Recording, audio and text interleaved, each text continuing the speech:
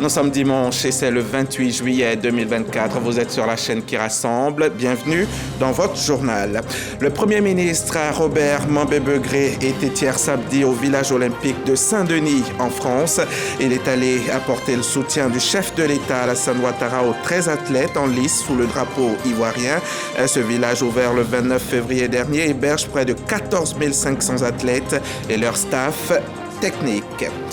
Ici, en Côte d'Ivoire, afin de contribuer à la prise en charge des militaires, gendarmes et leurs familles respectives, le Fonds de prévoyance militaire vient de faire un don de médicaments à la direction de la santé et de l'action sociale des armées. Valeur de l'action sociale, 25 millions de francs CFA. Et l'hôpital militaire d'Abidjan a servi de cadre pour la réception du don. Le Venezuela vote ce dimanche 28 juillet pour choisir son prochain président. Une élection sous tension qui oppose le président sortant Nicolás Maduro et le candidat de l'opposition Edmundo González Urrutia, donné favori dans les sondages. Le président sortant Nicolás Maduro brigue un troisième mandat de 6 ans. Le district autonome d'Abidjan a mis récemment en place une brigade spéciale de lutte contre le désordre urbain sur son territoire. La continuité donc d'une politique menée notamment au nom de l'assainissement. Cette brigade formée de 295 policiers du district et des 13 communes a pour mission la libération des grandes artères, la libération des espaces publics et celle des espaces non constructibles. L'ensemble des maires et le gouverneur du district autonome unis forment le cadre permanent de concertation et leur porte-parole est avec nous en cette mi-journée. C'est Narcisse Toussaint-Balé qui est notre invité du magazine du dimanche. Bonjour Monsieur Balé. Bonjour Monsieur le maire, bienvenue sur notre plateau. Merci, c'est avec beaucoup d'enthousiasme que nous avons répondu à votre invitation. Alors, vous êtes maire de Koumassi, Koumassi qui a été autrefois la risée de tous, hein, Monsieur le maire. Aujourd'hui, comment la commune se porte? La commune se porte très bien. Plus d'inondations? Le désordre a foutu le camp, il n'y a plus d'inondations aujourd'hui à Koumassi, grâce au travail qui a été fait au cours du mandat de 2018 à 2023 par le ministre Cissé Bakongo, ancien maire de Koumassi, que nous avons l'honneur de succéder d'ailleurs. Donc la commune se porte bien. Il fait donc à nouveau bon vivre à Koumassi. Merci. On parlera tout à l'heure, cette fois dans un cadre plus global, le cadre de concertation permanent dont vous êtes le porte-parole. Dans une demi-heure, Monsieur le maire. Merci bien. À tout à l'heure. Le coup d'envoi des Jeux Olympiques de Paris a été donné vendredi. Robert Mambébegré, qui est sur place dans la capitale française, au nom du président Alassane Ouattara, s'est rendu hier au village olympique de Saint-Denis pour s'entretenir avec les athlètes ivoiriens au nombre de 13. Ces derniers ont promis au Premier ministre de donner le meilleur d'eux-mêmes pour nous ramener des médailles. Alexis Ouedraogo. Ce samedi, au village olympique de Saint-Denis en France, le Premier ministre Robert Mambébegré vient rendre visite aux athlètes ivoiriens. Votre élément dépasse les frontières nationales et vous le savez. Et quand vous êtes sur la piste d'athlétisme ou alors sur le tatami, vous avez le drapeau ivoirien sur vos frêles épaules. Portez haut ce drapeau. Nous leur apportons les salutations du président de la République, de tout le gouvernement, de toute la nation ivoirienne, pour leur dire que nous leur faisons confiance. C'est une compétition, c'est vrai, mais ils ont suffisamment d'atouts athlétiques, psychologiques, morales, d'ordre moral et techniques pour affronter les autres athlètes. On leur fait entièrement confiance. Une démarche qu'apprécient et saluent les athlètes. Oh là là, c'est tellement, vraiment, j'ai même pas les mots. Vraiment, merci beaucoup, infiniment merci pour tout ce que vous faites pour nous. Merci d'avoir mis aussi les fonds en disposition pour notre préparation pour ces Jeux Olympiques. Donc vraiment, merci à toute la Côte d'Ivoire et merci à la présidence. On va se battre, on va tout donner. Pour moi, ce sont mes derniers Jeux Olympiques, donc c'est ma dernière course. Et je vais me battre avec mes sœurs. Et en tout cas, on est là, on va motiver tout le monde pour qu'on puisse donner le meilleur de nous-mêmes. Le chef du gouvernement a profité de ce moment pour visiter les infrastructures du village olympique. Le village héberge 14 500 athlètes et leur staff pendant les Jeux olympiques. Notons que 60 000 repas y sont servis chaque jour et une polyclinique mise à disposition des athlètes 7 jours sur 7. Alexis Ouedraogo, donc depuis la capitale française, on rentre dans la capitale économique de Côte d'Ivoire. Et je vous le disais au sommaire, c'est un don qui va à coup sûr aider les familles des militaires et des gendarmes à prendre soin de leur santé. 25 millions de francs CFA, c'est la valeur du stock de médicaments offert par le Fonds de prévoyance militaire à la direction de la santé et de l'action sociale des armées. Il s'agit notamment d'antibiotiques, d'antidiabétiques et d'anti-ulcéreux, un don fait cette semaine à l'hôpital militaire d'Abidjan en présence de Walter Amado Ouattara. Hôpital militaire d'Abidjan, ce don de produits pharmaceutiques d'une valeur de 25 millions de francs CFA est l'une des actions concrètes de la bonne marche du partenariat entre la DSA, entendez, Direction de la santé et de l'action sociale des armées, et le FPM, Fonds de prévoyance militaire. Cet événement se situe dans la droite ligne des stratégies mises en place par le Fonds de prévoyance militaire, notamment une politique de partenariat public-privé que le FPM a impulsée. Au nom donc de cette stratégie, nous avons voulu mettre la direction de la santé et de l'action sociale des armées au cœur de cette politique de partenariat. C'est ainsi que le FPM a réhabilité déjà 5 centres de santé et le FPM compte faire davantage à l'intérieur du pays. Sa réception est faite par le médecin général de brigade, Kwame Messou, directeur de la santé et de l'action sociale des armées. Les centres médicaux qui auront sur place des médicaments de première urgence, traitement des patients, nos hommes qui n'auront pas acheté ces médicaments. Je pense qu'on ne peut pas trouver meilleure formule. Et donc, monsieur le président du conseil d'administration, monsieur le directeur général, nous vous disons merci. Le général de brigade, Bassante Badara Ali, président du conseil d'administration du Fonds de prévoyance militaire, exhorte à une meilleure utilisation de ces produits pharmaceutiques. De la santé humaine, on va s'intéresser à la santé animale. Le groupement de la défense sanitaire d'Agny Bilekro a initié récemment une formation au profit des fermiers de la localité, histoire de leur donner les rudiments nécessaires pour la préservation de leurs volailles contre la grippe aviaire et bien sûr contre d'autres maladies. Herman Niamien, notre correspondant sur place, a pu assister à la séance de formation. Agny Bilekro produit à lui seul environ 60% de la production nationale de volailles et de produits dérivés en Côte d'Ivoire. Un secteur vital tant pour l'économie régionale que nationale. Pour ce faire, il a lieu d'instruire les acteurs du secteur pour leur permettre de prendre des dispositions idoines pour protéger leur activité contre les menaces liées à des maladies qui déciment la volaille telles que la grippe aviaire. Vers la fin de l'année, nous dressons des corridors pour désinfecter les camions. Nous faisons des vaccins sur les poulets traditionnels. La défense sanitaire en milieu avicole, c'est le thème qui a mobilisé plus de 200 fermiers lors de cette rencontre à la salle des fêtes de la mairie d'Agny Bilekro. À travers projection diapo, le conférencier du jour, Dr Koulibaly Zié, vétérinaire conseil du groupement de défense sanitaire, a instruit les fermiers. Effectivement, sur cette défense sanitaire, on a beaucoup insisté sur la biosécurité au niveau des fermes. La biosécurité, c'est tout ce qui concerne les barrières qu'on doit mettre en place pour éviter l'introduction d'une maladie sur une ferme. Et au cours de ce séminaire-là, nous avons détaillé vraiment qu'est-ce qu'il faut pour éviter l'introduction de ces maladies. Vu que Agny Bilekro, c'est une grande zone d'élevage, il y a beaucoup de pratiques qui ne sont pas vraiment respectées sur les fermes. Cette séance de formation vise à sécuriser les acteurs de la volaille et leurs fermes. Elle a été présidée par le préfet du département d'Agny Bilekro, représenté pour la circonstance par la secrétaire générale de préfecture, Victoire Josiane Alaoui. On en vient maintenant au grand rendez-vous de Génération Gagnante, un rendez-vous qui est à sa 3e édition et qui s'intéressait cette semaine à la cherté de la vie. Les solutions, justement, pour y remédier. C'est l'invité spécial, l'invité principal, c'était Farikou Soumaoro, le président de la Fédération nationale des acteurs du commerce de Côte d'Ivoire. Dangui Dangui était là aussi, mais pour RTI. Cherté de la vie. Le phénomène continue de faire couler salive et encre en Côte d'Ivoire comme partout dans le monde. La 3e édition de Les Grands Rendez-vous de Génération Gagnante jette un regard critique sur le phénomène de la cherté de la vie.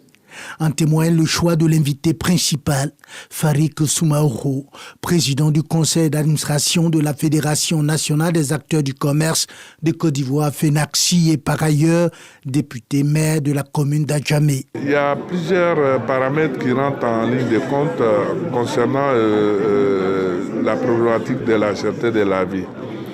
Et moi, je pense que des pistes de solutions, en ce qui nous concerne, nous souhaitons que l'État mette en place une commission qui prend en compte et l'État et les consommateurs et les acteurs de commerce et la société civile. Propos liminaires, échange sur fond de questions-réponses. L'invité principal de cette 3e édition de Les Grands Rendez-vous de Génération Gagnante a présenté son approche de la résolution de la problématique de la cherté de la vie. Exposé qui a inspiré quelques pistes de solutions que Génération Gagnante prend en son compte. Déjà, il faut casser les monopoles. Les monopoles sont un facteur qui pèse sur les consommateurs. Il faut casser ça, il faut amener les populations à pouvoir diversifier les choix dans ce qu'ils veulent faire. Déjà ça va avoir un impact sur les consommateurs. Créé en 2017, Génération Gagnante se veut un mouvement citoyen et intervient dans de nombreux domaines, notamment la réconciliation, la santé, l'éducation et l'emploi des jeunes. Et il faut préserver la biodiversité, ces espèces vivantes présentes dans un milieu donné. Abidjan a abrité cette semaine un symposium autour justement de cette préservation de la biodiversité. Une rencontre de travail initiée par l'Entraide universitaire mondiale du Canada et le Centre d'études et de coopération internationale. Ismaël Evrardeo, Davis Oyo, Tatiana Bono. Adaptation climatique basée sur la nature dans les forêts guinéennes d'Afrique de l'Ouest. C'est le projet que propose l'Entraide universitaire mondiale du Canada et le Centre d'études et de coopération internationale. Il vise à lutter contre le réchauffement climatique en Côte d'Ivoire, au Ghana et en Guinée-Conakry. Ici en Côte d'Ivoire, nous travaillons sur 2 paysages à l'intérieur, dans la région de l'Odjiboa, plus précisément à Divo, autour du jardin botanique de Divo. Au 2e paysage, c'est autour du parc national Taï, où nous avons aussi des activités. Nous estimons que nous ne pouvons pas avoir des conversations complètes sur l'adaptation au changement climatique sans prendre en compte les questions de la protection de la biodiversité. La Côte d'Ivoire prend part à ce rendez-vous à travers le ministère de l'Environnement, du Développement durable et de la Transition écologique. J'espère, pour sortir donc de ces assises, des recommandations pertinentes, des propositions pertinentes vont être faites pour qu'ensemble, nous puissions conjuguer nos efforts pour protéger la biodiversité. Le projet d'adaptation climatique basé sur la nature dans les forêts guinéennes d'Afrique de l'Ouest bénéficie d'un apport financier de 54 milliards de francs CFA de la part du Canada. Un financement octroyé à travers le Fonds climatique Canada, Banque africaine de développement. Débuté en 2023, le projet prend fin en 2026. C'est toute personne qu'aucun État ne considère comme son ressortissant, une personne dépourvue de nationalité. La CEDEAO lutte contre l'apatridie et récemment, ici à Abidjan, la direction d'aide et d'assistance aux réfugiés et apatrides a tenu une réunion pour demander le concours de tous les pays de la sous-région. Les précisions de Carmel Dia et Fernand Conan. Selon le Haut Commissariat des Nations Unies pour les réfugiés, le droit international définit un apatride comme une personne qu'aucun État ne considère comme son ressortissant par application de sa législation. Face au phénomène qui prend de l'ampleur en Afrique, les représentants de certains États membres de la CEDEAO se sont réunis à Abidjan. Autour de cette table, l'objectif est de trouver une solution à ce problème en impliquant les consuls des pays les plus concernés. Les gens ont l'impression souvent que l'apatride, c'est toute personne qui vient de l'extérieur, c'est un étranger. Or, l'apatride peut être ivoirien. À partir du moment où vous êtes national, l'enfant né n'a pas été déclaré à l'état civil, l'enfant est à risque d'apatridie. Et donc, c'est un problème qui se pose à l'ensemble des pays de la sous-région. Sur la situation actuelle en Côte d'Ivoire, le directeur de l'aide et de l'assistance aux réfugiés apatrides se prononce. À ce jour, la Commission s'est prononcée sur une soixantaine de demandes. Il y a 4 qu'on a reconnus comme étant des apatrides. Alors, les autres, quelle est leur situation? Le récit qu'ils comptent les rattache plus ou moins à un État. Nous prenons la décision d'aller vers ces États, de voir dans quelle mesure ces États peuvent faciliter le contact ou le lien avec le pays d'origine. Pour mener à bien cette mission, l'État de Côte d'Ivoire peut compter sur le soutien technique de son partenaire, le Haut Commissariat des Nations Unies pour les réfugiés, HCR. Nous accompagnons tous les États de l'Afrique de l'Ouest, dont l'État de Côte d'Ivoire, dans le cadre de la prévention, de la réduction et de la lutte contre l'apatridie de façon générale. Cette première réunion de coordination avec des États membres de la CEDEAO dans le cadre de la lutte contre l'apatridie sera suivie de 2 autres rencontres qui se tiendront ultérieurement. Comment faut-il gérer l'information sur Internet? Il y a des codes, bien entendu, des règles. La stabilité politique et la cohésion nationale en dépendent très souvent. Une plateforme de sensibilisation vient de naître avec pour objectif de prévenir les crises au cours des prochaines élections en Côte d'Ivoire. Malika Koulibaly était présente à la table ronde de présentation de l'africanisme. Encadrer et éduquer les populations à mieux cerner ce qui est divulgué sur les réseaux sociaux afin de garantir la stabilité politique, la cohésion sociale et le développement. C'est le sens de l'organisation de cette table ronde qui vise à sensibiliser la jeunesse pour des élections apaisées en 2025. Une initiative de l'africanisme, une entité de la société civile qui veut accompagner le gouvernement dans la lutte contre la désinformation. Pour nous, c'est un danger. Parce qu'avec l'avènement des nouvelles technologies, nous avons à la fois des informations, des cyberattaques et même la manipulation des données personnelles. Et c'est pour nous l'occasion d'informer l'opinion nationale sur les dangers qu'on court en prenant toutes les informations sur les réseaux sociaux. Après avoir évoqué les bons gestes à adopter dans l'utilisation des réseaux sociaux, les panélistes et les responsables d'associations de jeunesse saluent l'idée. Il y a un flux important d'informations. Les États ne sont pas mis à mal, l'ordre social ne soit pas mis en mal, la psychologie de l'homme ne soit pas mise en mal, mais aussi la structure sociale ne soit pas mise en mal. Donc les réseaux sociaux, nous devrons les utiliser avec beaucoup de responsabilité, avec beaucoup d'engagement pour que vraiment ça soit quelque chose d'utile pour nous. Loin des querelles idéologiques et des polémiques, la société civile, l'africanisme se veut une vision pour la grandeur et la renaissance de l'Afrique dans le respect des valeurs aussi bien propres à notre continent que des valeurs communes aux peuples de tous les continents.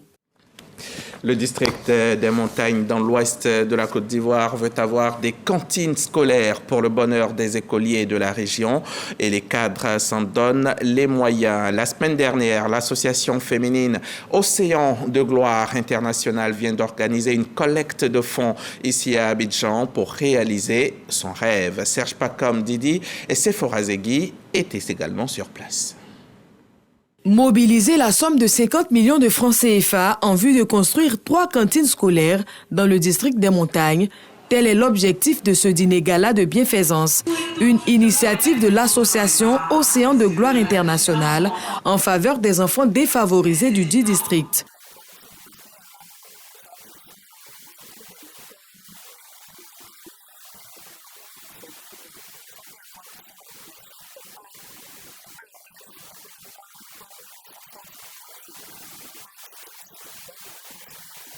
Ce projet est parti du constat de réels besoins en cantine scolaire dans la région, d'où le soutien de plusieurs personnes de bonne volonté au nombre desquelles des cadres du district des montagnes avec à leur tête le ministre-gouverneur, parrain de la cérémonie.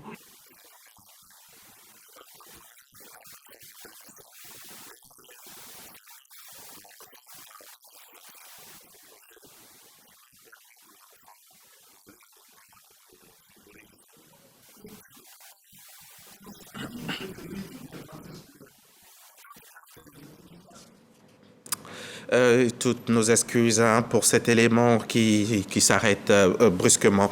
Toutes nos prières accompagnent cependant l'association Océan de Gloire Internationale. Le Forum des confessions religieuses de Kounaïri fait aussi des prières. L'organisation souhaite la cohésion et la paix dans le département et sur tout le territoire ivoirien. Régis Kofi nous en dit plus. À Kounaïri, dans la région du Béret, on a prié ce samedi 13 juillet 2024 pour la paix et la cohésion en Côte d'Ivoire. Prière œcuménique conduite par le Forum des confessions religieuses de la localité sur l'esplanade de la sous-préfecture. L'objectif réel, c'est pour le pays de la Côte d'Ivoire. Prier pour que, au cours des élections, tout se passe dans la transparence, dans la paix, pour que Dieu lui-même qui établit les autorités, lui-même puisse faire sa volonté. D'une même voix, musulmans et chrétiens ont également confié Kounaïri et ses autorités à l'être suprême. Une prise d'initiative qui lance les bases d'une vie sociale harmonieuse, favorable au développement. Avec le Forum des confessions religieuses, nous avons donc voulu mobiliser 1 millier de personnes, donc des guides religieux musulmans et chrétiens avec leurs fidèles autour de la thématique de la paix et de la cohésion sociale. En dehors des croisades de prières, nous allons organiser les populations au savoir-vivre et au bon vivre ensemble. C'est pourquoi nous interagissons avec toutes les couches socio-professionnelles et toutes les confessions religieuses. Créé en janvier 2023, le Forum des confessions religieuses de Kounaïri est une section du Forum national des confessions religieuses de Côte d'Ivoire. De son côté, le Collège central des témoins de Jéhovah organise une série d'assemblées régionales afin de mieux propager la bonne nouvelle. Et dimanche dernier, ils étaient à Abidjan pour l'annoncer justement. C'était au micro RTI 1 de Mariam Sangaré, Patricia Omoetia et Tatiana Bono. Réunis à la salle polyvalente du Trècheville, les témoins de Jéhovah témoignent de sa plénitude et de sa grandeur dans leur vie. Je retiens que la bonne nouvelle contenue dans la Bible nous aide à améliorer notre vie de tous les jours. Et moi, personnellement, ça a une influence sur moi. Jésus, c'est l'exemple parfait. Il a fait beaucoup de sacrifices pour nous. Il a donné sa vie pour nous, pour que nous puissions avoir la vie éternelle. Donc, Jésus, c'est la rançon. Donc ce qu'il a fait pour nous, c'est tellement fort, tellement puissant, tellement important que si on n'est pas reconnaissant pour ce qu'il a fait, ça serait un peu de l'ingratitude. Je me suis fait baptiser pour montrer ma reconnaissance, mon amour et mon affection pour Jéhovah, notre Créateur. Pour le porte-parole national des témoins de Jéhovah de Côte d'Ivoire, il est important de semer la bonne nouvelle dans le monde entier. À cette occasion, il incite à prôner la paix partout. Plus Dieu est dans notre vie, plus on est convaincu que Dieu va bénir les décisions que nous prenons parce qu'elles sont conformes à sa volonté, et bien plus nous contribuons à la paix autour de nous et c'est ce que nous voulons faire. Notre pays a besoin de paix, mais pas seulement le pays, c'est le monde entier. Mais c'est seule la bonne nouvelle que la Bible donne qui peut apporter la paix véritable parce que le royaume de Dieu apportera une solution définitive à tous nos problèmes. Ce grand rassemblement s'est déroulé pendant 3 jours. Ils étaient environ 10 000 personnes venues de différentes régions de la Côte d'Ivoire. C'est la première d'une série de 18 étapes qui prendra fin le 1er septembre 2024 dans la commune de Yopougon. On va partir à Bengourou. Là-bas, le diocèse a 60 ans. Les fidèles catholiques ont célébré cet anniversaire de leur paroisse à travers une grande messe d'action de grâce. Et là encore, il était question de paix et de cohésion sociale, comme nous l'indique Sidonie Davila. Jubilé de diamant du diocèse d'Abangourou. Prélats, fidèles catholiques, invités, tous sont réunis au sanctuaire Sainte Famille de Nazareth pour une messe d'action de grâce. Au nom du Père et du Fils et du Saint-Esprit. Cette 6e décennie d'existence permet l'ordination de 2 diacres et de 7 prêtres par Monseigneur Boniface Ziri, évêque du diocèse. Des nouveaux consacrés qui s'engagent à servir Dieu selon les prescriptions divines. Monseigneur Boniface Ziri, pour sa part, a invité les uns et les autres à demeurer dans la foi. L'unité dans la diversité, la mise en commun de nos biens, la solidarité, et l'enracinement de la foi, de la parole de Dieu dans nos cœurs, dans nos familles et dans nos milieux de vie. Les festivités marquant le 60aire du diocèse d'Abangourou ont vu la participation des autorités administratives et coutumières, ainsi que des fidèles venus d'autres confessions religieuses.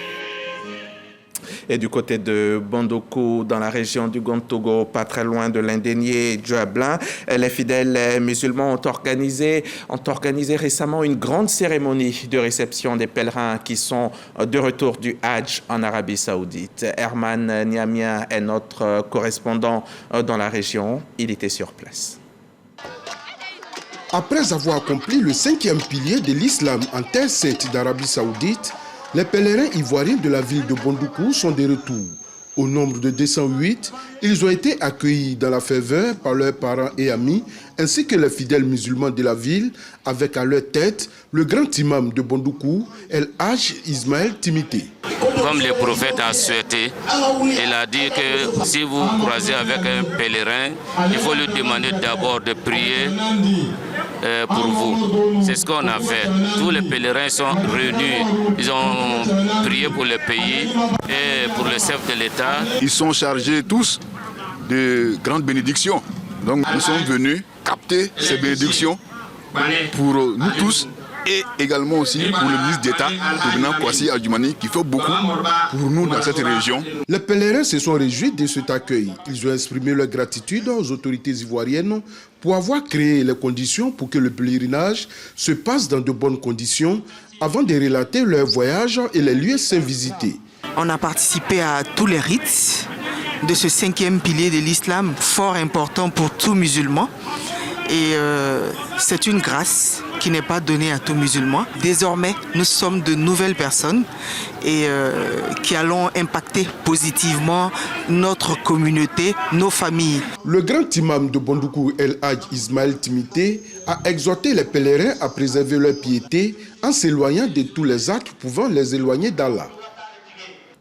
Et pour refermer le chapitre religion de ce journal, on va se rendre à Londres où depuis vendredi dernier, la mission islamique Ahmadiyya a organisé au Royaume-Uni sa 55e convention annuelle dénommée Jalsa Salana, une conférence annuelle qui a pour thème central la paix et la cohésion sociale. Les fidèles musulmans du monde sont invités à prôner les valeurs de paix, de solidarité, de tolérance et d'amour. Par Kassoro Kone de Madongui, notre envoyé spécial à Londres. Son reportage complet vous sera proposé dans nos prochains journaux. Le Venezuela vote ce dimanche 28 juillet pour choisir son prochain président. Une élection sous tension qui oppose le président sortant Nicolas Maduro et le candidat de l'opposition Edmundo González Urrutia, donné favori dans les sondages. Face à son adversaire, le président sortant Nicolas Maduro brigue un 3e mandat de 6 ans, agitant le spectre de la guerre civile s'il n'est pas réélu. Après 11 ans au pouvoir, celui qui n'a cessé de museler les rivaux ne semble pas prêt à lâcher les rênes du pays. L'opposition dénonce depuis des semaines une persécution politique du pouvoir avec des arrestations. Le gouvernement vénézuélien accuse lui régulièrement l'opposition de fomenter des complots contre le président Nicolas Maduro. L'ONG Ferropénal dénombre 305 prisonniers politiques au Venezuela, dont 30 femmes. Nous sommes au magazine du dimanche. Notre invité nous a rejoint. C'est le porte-parole du cadre permanent de concertation. Il est maire de la commune de Koumassi. Monsieur le maire, on va y aller pour cet élément vidéo et ensuite on revient pour échanger. 48 heures après sa sortie officielle, la brigade de lutte contre le désordre urbain dans le district d'Abidjan démontre déjà ses capacités opérationnelles.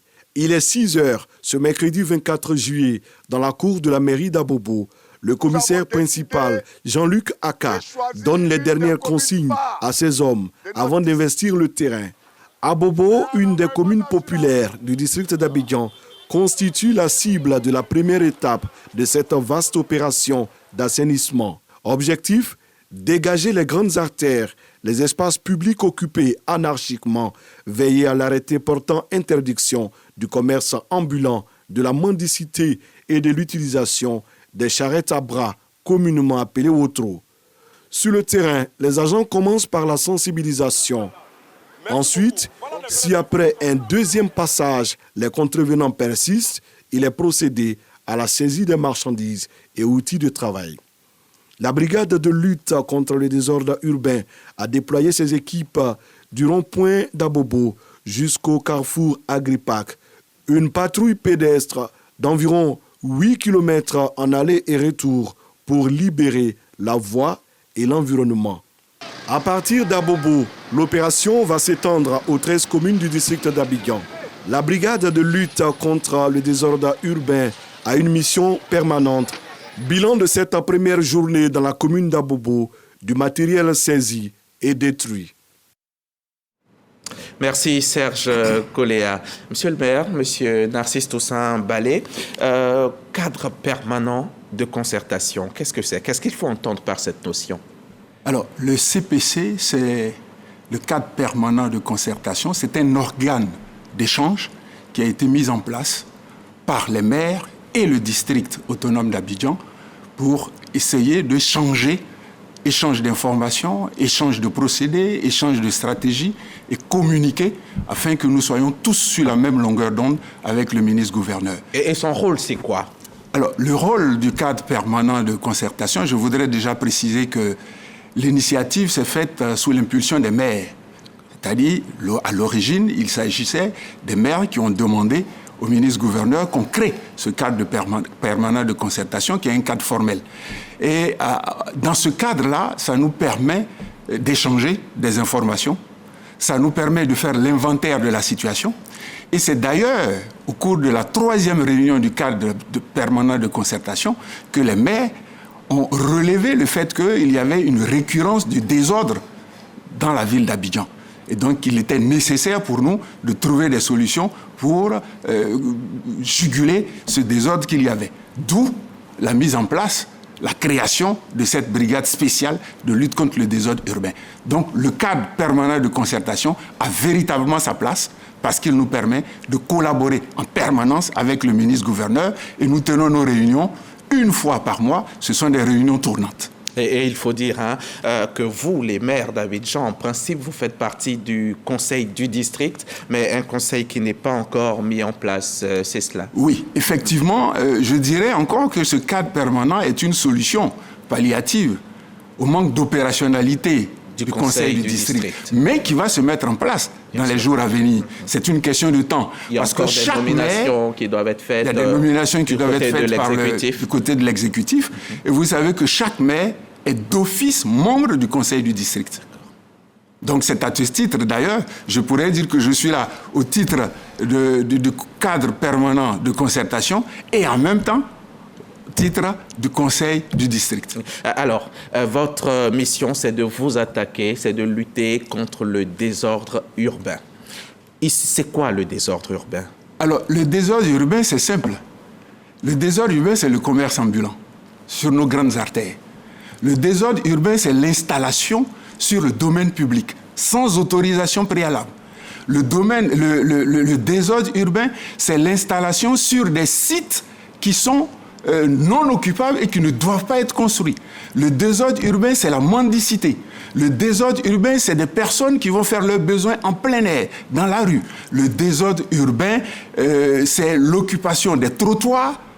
Vous voyez, le désordre urbain, c'est tous ces éléments qui constituent le désordre urbain. Et la lutte contre ce désordre urbain, vous la menez comment? Alors, justement... À part cette brigade spéciale qui se vit sur nos artères, comment vous la menez concrètement? Alors, il faut dire qu'au quotidien, les maires d'Abidjan travaillent. Et les maires d'Abidjan ont commencé depuis toujours. Vous savez, dans chaque commune, il y avait des brigades de salubrité. Et les maires d'Abidjan faisaient toujours de la sensibilisation. Ils continuent de faire de la sensibilisation. Mais c'est face à la récurrence du problème qu'on s'est dit il faut mutualiser nos efforts. Parce que vous voyez que quand on fait du commerce ambulant sur de grandes artères, les grandes artères relient plusieurs communes à la fois. Et les commerçants ambulants sont mobiles. Il faut donc que nous aussi, nous soyons mobiles. Et qu'est-ce que nous avons fait? La mise en place de cette brigade spéciale répond à cette situation. La brigade doit être mobile, la brigade doit être partout à la fois, la brigade doit être en permanence sur les différents lieux. Par exemple, des sites qui ont été déjà déguerpis, pour éviter que ces sites soient recolonisés, il faut que la brigade soit mobile et que la brigade ait ce don d'ubiquité. Vous allez me dire qu'on n'a que 295 éléments. Comment elle peut être partout? Comment elle peut être partout dans une commune, dans un district qui fait pratiquement 6 millions d'habitants. Effectivement, il faut dire que aucune commune n'a 295 policiers. Certaines communes ont 100, 150, selon 175, la taille. Selon la taille des communes. Mais en mutualisant nos efforts, en créant la brigade avec 295 éléments, cette brigade-là peut être au besoin dans chaque commune. Vous avez vu dans l'élément vidéo que nous avons commencé par Abobo, ça peut être demain à Marcory, ça peut être à Trècheville, ça peut être à Yopougon. Ce qui fait que nous avons la possibilité d'être partout, mais peut-être pas en même temps, mais nous sommes qu'à une première étape. Parce que l'essentiel pour nous, c'est de monter en puissance. Et petit à petit, nous allons augmenter le nombre d'éléments. Petit à petit, nous allons augmenter les moyens de mobilité pour que cette brigade puisse être partout à la fois. Et il faut dire que cette brigade spéciale, elle est alimentée par les communes elles-mêmes, hein, effectivement, qui donnent des éléments. Effectivement, toutes les 13 communes du district autonome d'Abidjan ont donné des éléments pour composer la brigade spéciale. Au moins 15 éléments par commune. Au moins, on peut en faire plus. Si au moins 15 éléments par commune. Et cette brigade est placée sous le commandement d'un officier de la police nationale, notamment le commissaire principal, qui est le colonel Aka, qui est commissaire de police, qui lui-même est secondé par un adjoint qui est également commissaire de police. Donc, c'est pour dire que nous voulons faire les choses avec professionnalisme. Et qu'est-ce qu'elle fait dans l'opérationnel, monsieur le maire? Qu'est-ce qu'elle fait, cette brigade, sur le terrain? Alors, vous avez vu, un exemple, le cas d'Abobo. Cette brigade sillonne. Elle fait une patrouille pédestre, elle fait une patrouille en véhicule, on circule. Lorsque on voit des personnes qui sont en train de faire du commerce ambulant sur les grandes artères, on saisit les produits de ce commerce. Lorsque des personnes occupent illégalement le trottoir, on libère les emprises du trottoir pour que la ville soit propre. Vous imaginez, pendant la période de la Coupe d'Afrique des Nations, le gouvernement avait mené une telle opération en libérant les emprises des trottoirs, etc. Les visiteurs qui sont arrivés ont apprécié, ont trouvé que la capitale était propre. Nous-mêmes, Abidjanais, nous avons apprécié. Et partout dans les autres communes où il y avait des stades où on devait faire des matchs, tout le monde a apprécié. Mais pourquoi on ne pourrait pas rester dans cette dynamique et qu'on laisserait le désordre revenir dès qu'on a fini avec la Coupe d'Afrique des Nations? Ça serait irresponsable. Qu'est-ce qui est fait des contrevenants? Et les marchandises saisies, elles vont où? Et est-ce que les contrevenants peuvent récupérer leurs marchandises, peut-être moyennant le paiement d'une quelconque amende? Je répondrai sans ambiguïté, vous disant tout de suite non.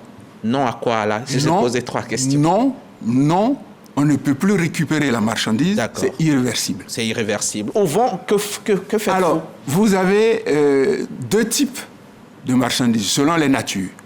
Vous avez des vivres, vous avez des non-vivres. Quand on prend les vivres, on les achemine. D'abord, le district a un dépôt qui se trouve à Marcory, c'est-à-dire le centre technique du district autonome d'Abidjan. Donc, les marchandises sont entreposées là-bas. Et les vivres sont acheminés dans des pouponnières, dans des orphelinats. Nous avons identifié certains hôpitaux, notamment l'hôpital psychiatrique de Bingerville, également, qui va en recevoir. Ça, c'est les vivres. En ce qui concerne les non-vivres, lorsqu'on regarde en fonction des besoins qu'il y aura également dans ces établissements, tels que les pouponniers, les orphelinats, etc., on peut acheminer certains éléments qui sont des non-vivres dans ces établissements. Pour le reste, ces éléments sont détruits. Est-ce qu'il ne devrait pas y avoir, monsieur le maire, une sensibilisation globale en amont? Parce que en tant que mendiant ou en tant que commerçant ambulant, je ne sais peut-être pas forcément que c'est illégal ce que je fais. Monsieur Hamza Diaby, il faut dire que l'arrêté interdisant la mendicité date de 2013, août 2013. Donc ça fait longtemps. Est-ce que vous pensez que les mendiants l'ont lu? Et je ne dis pas que les mendiants l'ont lu, mais nous avons fait de la sensibilisation. D'accord. L'opération qui a eu lieu, qui s'est tenue le 22 à l'esplanade de l'hôtel du district, ce n'est que l'opération qui culmine. Parce que nous avions commencé des sensibilisations depuis le mois de mars, lorsque nous avons mis en place le cadre de concertation permanent. Et je vous signale que le cadre de concertation permanent est à sa 5e réunion. Donc nous avons commencé la sensibilisation depuis. Parce qu'à chaque réunion, nous faisons des points de presse. Ça tient lieu de sensibilisation. Et chaque maire dans sa commune au quotidien fait la guerre contre l'occupation anarchique des sites, contre l'occupation des trottoirs, contre la mendicité, etc. Nous le faisons au quotidien. Donc les gens savent, Hamza Diaby. Les gens savent. D'accord. Et comment vous pensez prévenir les abus sur le terrain? Parce qu'il ne faut pas aussi que des gens abusent de leur force, non? Oui, effectivement, vous savez que toute œuvre humaine n'est pas parfaite. Hein. Ça, je le dis. Je ne dirais pas qu'il n'y aura pas d'abus. Mais nous sommes des professionnels. Les agents ont reçu une formation. Déjà, la plupart des éléments que nous avons donnés à cette force spéciale, ce sont des agents qui étaient déjà dans la brigade de salubrité dans leurs communes respectives. Et nous allons continuer, si vous voulez, d'améliorer, de renforcer la capacité de ces différents agents. Tout abus sera signalé. Les contrevenants ou les auteurs de ces abus seront identifiés et ils seront sanctionnés.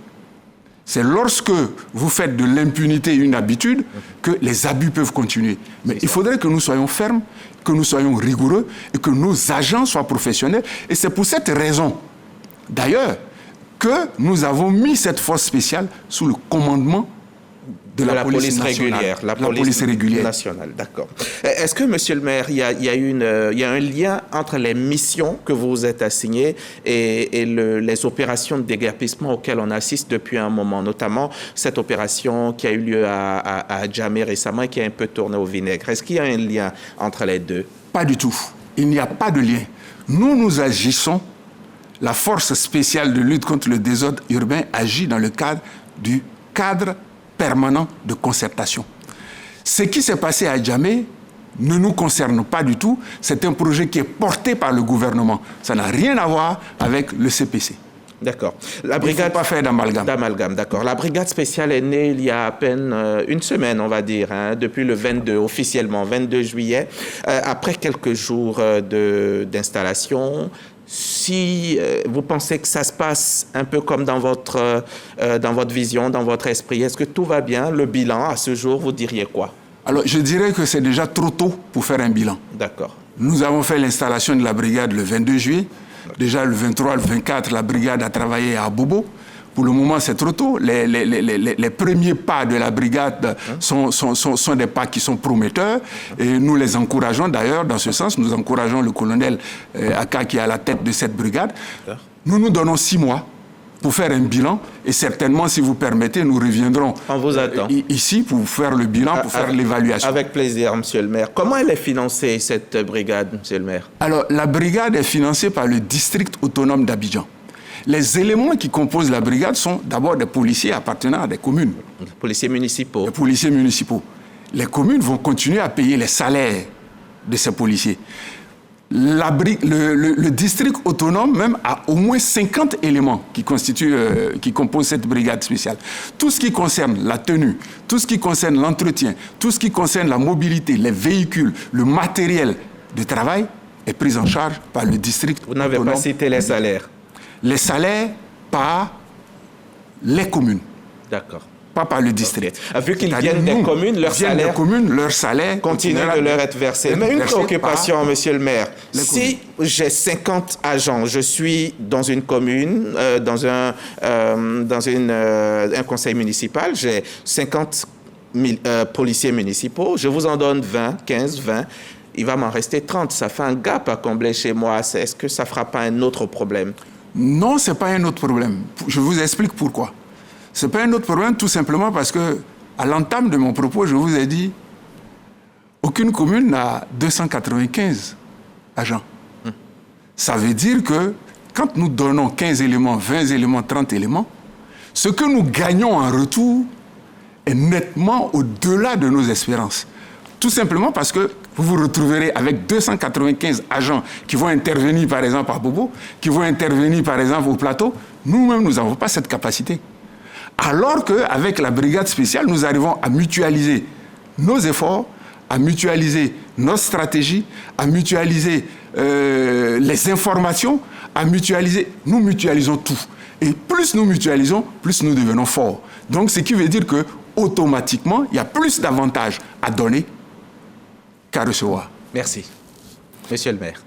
Avant de vous quitter, Monsieur Hamza Diaby, je voudrais tout simplement saluer les maires des 13 communes du district autonome d'Abidjan, leur dire merci pour le travail qu'ils font au quotidien concernant la lutte contre le désordre urbain et surtout également leur dire merci pour m'avoir désigné comme le porte-parole du cadre permanent de concertation. Merci, monsieur le maire. C'est moi qui vous remercie. Narcisse Toussaint Balé, maire donc de la commune de Koumassi, porte-parole du cadre permanent de concertation. Ils sont en ordre de bataille contre le désordre urbain dans le Grand Abidjan. Merci encore d'être venu et bien de choses à tous les maires et aux ministres gouverneurs qui nous suivent très certainement. Bien de choses à vous, chers téléspectateurs, et à la semaine prochaine. Merci. Bravo.